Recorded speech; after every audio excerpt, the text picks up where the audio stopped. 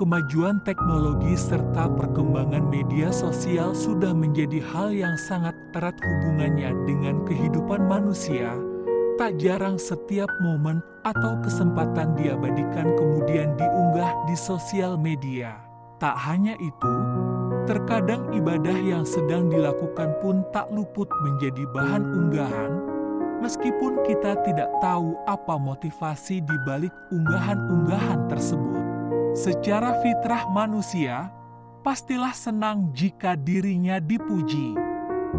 Terlebih bagi seorang wanita, saat pujian datang, apalagi dari seseorang yang istimewa dalam pandangannya, tentulah hati akan bahagia.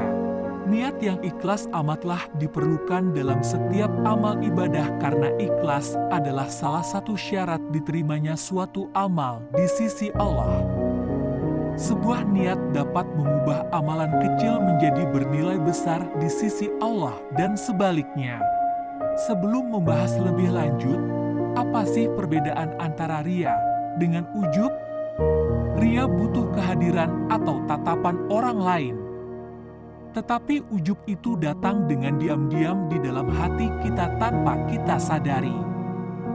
Ujub berbeda dengan ria. Kadangkala ria dapat dihindari, tapi ujub masih ada.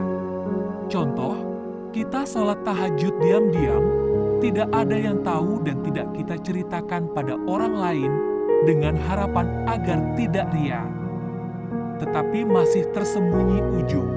Saat kita tidak menceritakan amalan kita berhasil menghindari ria. Semata-mata kita beribadah karena Allah, bukan karena ingin dipuji orang lain. Jangan cepat berpuas diri dulu, karena syaitan terus berusaha menggelincirkanmu. Tiba-tiba dalam hati berkata-kata, karena muncul rasa bangga terhadap diri sendiri. Hebat aku ini, bisa bangun setiap malam tak pernah ketinggalan sholat tahajud, sementara orang lain tertidur pulas. Saat hati berkata begitu, itulah yang dinamakan ujub. Ujub adalah perasaan kagum atas diri sendiri. Merasa diri hebat, berbangga diri, terpesona dengan kehebatan diri. Ujub adalah penyakit hati yang paling tersembunyi. Perasaan ujub bisa datang dalam berbagai bentuk. Di antaranya, orang yang rajin ibadah merasa kagum dengan ibadahnya. Orang yang berilmu kagum dengan ilmunya. Orang yang cantik kagum dengan kecantikannya. Orang yang mengelola majelis taklim kagum dengan banyaknya jamaah dan mampu menghadirkan ustadz-ustadz yang menjadi pematerinya. Orang yang dermawan kagum dengan kebaikannya. Orang yang berdakwah kagum dengan dakwahnya.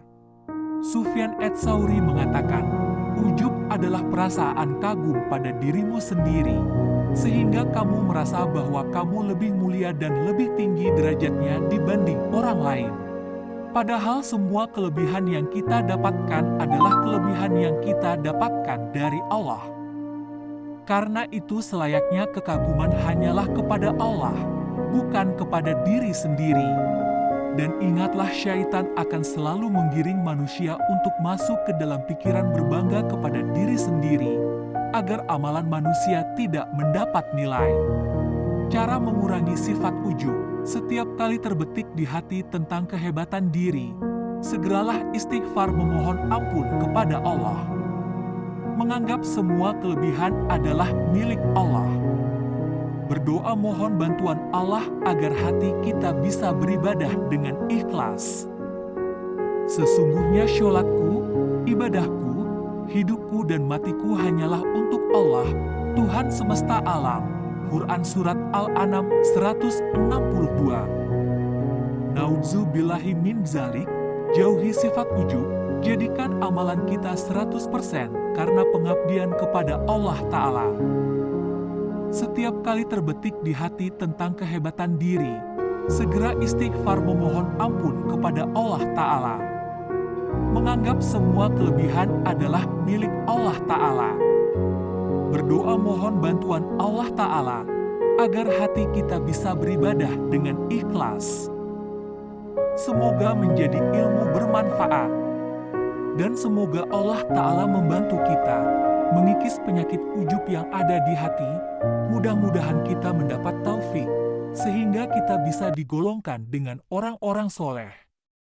Amin ya Allah ya Robbal Alamin.